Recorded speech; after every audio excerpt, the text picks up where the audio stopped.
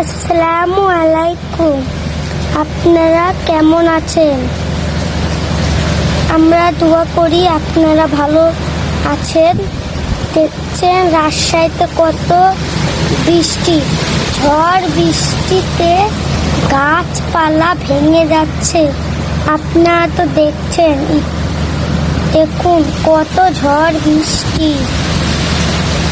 আমার বাবা আজকে বাসায় আছে। আমি বাবার কাছ থেকে ফোনটা নিয়ে